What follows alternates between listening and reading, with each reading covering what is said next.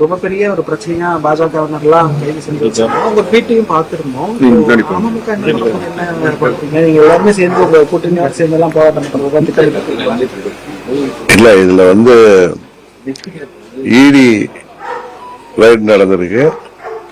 இடியோட ஸ்டேட்மெண்ட்ல 1000 கோடி கிட்ட ஊழலை அவங்க இதுவரை கண்டுபிடிச்சிருக்கிறார்கள். இன்னும் அதுல நிறைய முறைகேடுகள் இருக்குங்கிறது தான் எல்லாருக்கும் தெரிஞ்ச விஷயம். நண்பர் அண்ணாமலை அவர்கள் சொன்னது போல 40,000 கோடி வரை அதுல முறைகேடுகள், மக்கள் அரசாங்கத்திற்கு இழப்பு ஏற்பட்டிருக்கு. அந்த இழப்பிற்கு காரணமானவர்கள் யார் என்பது வெளிக்கொண்டு வரப்பட வேண்டும். இடி அதெல்லாம் கொண்டு வருவார்கள் என்ற நம்பிக்கை எல்லோருக்கும் இருக்கு. இப்ப முதற்கட்டமா பாரதிய ஜனதா கட்சி தமிழ்நாடு அரசுக்கு எதிராக ஆர்ப்பாட்டங்கள் நடத்துறாரு. கொஞ்சம் பொறுத்திருங்க. அடுத்தது எங்களுடைய கூட்டணி கட்சியாகவும் தமிழ்நாட்டு மக்களின் நலனில் அக்கறை உள்ள கட்சியாகவும் அம்மா மக்கள் முன்னேற்ற கழகம் எங்களது போராட்டங்களை எப்படி செய்ய போகிறார் என்பதை எல்லோரிடம் ஆலோசித்து அதை அறிவிப்போம். இந்திய கூட்டணியா சேர்ந்தும் பண்றதுக்கு இல்ல, இதுவரை அது பற்றி எதுவும் பேசல. திரு அண்ணாமலை அவர்களுடன் பேசி முடிவெடுப்போம்.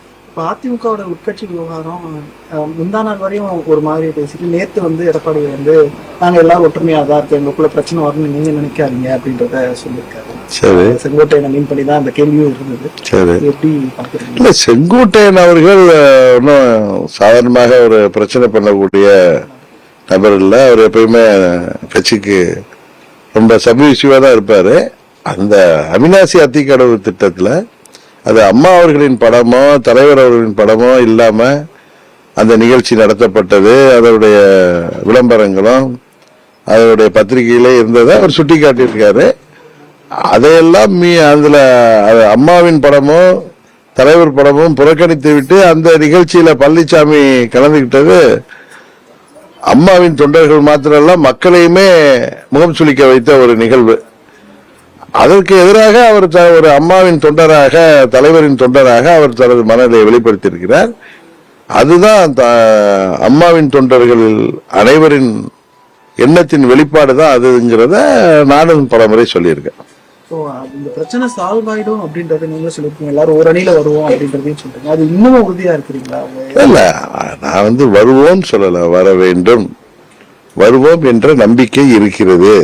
ஏன்னா இதுல அம்மா மக்கள் முன்னேற்ற கழகம் ஏற்கனவே பழனிசாமி அவரை சேர்ந்த சிலரின் செயல்பாடுகள் ஆட்சி பொறுப்புல இருந்தப்ப அது அம்மாவின் பாதையிலிருந்து மாறி செல்கிறார்கள். அதனாலதான் அம்மாவின் கொள்கைகளை தொடர்ந்து செல்ல வேண்டும், அம்மாவின் உண்மையான ஆட்சியை அமைக்க வேண்டும் என்பதற்காக தான் நாங்க தனி இயக்கம் நடத்தி கொண்டிருக்கிறோம்.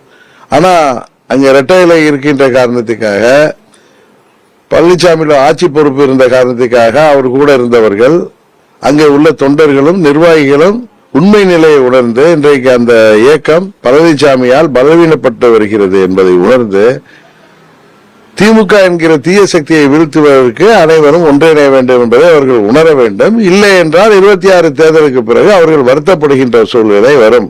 அப்பொழுது நாங்கள் எல்லாம் உங்களுக்கு கை கொடுக்க வேண்டிய நிலைமை வரும். அதனால வித்தவுட் பழனிசாமி நான் சாட்டா சொல்றது, பழனிசாமியை திருத்த பாருங்கள், இல்லாட்டி நீங்க தான் சரியான முடிவு எடுக்கணும் அப்படிங்கிறது தான். அங்கு அம்மாவின் தொண்டர்கள் அனைவரும் ஒன்றிணைய வேண்டும், திமுக வீழ்த்த வேண்டும் என்று நினைப்பவர்களுக்கு நான் சொல்கின்ற ஒரு செய்தியாக எடுத்துக்கலாம்.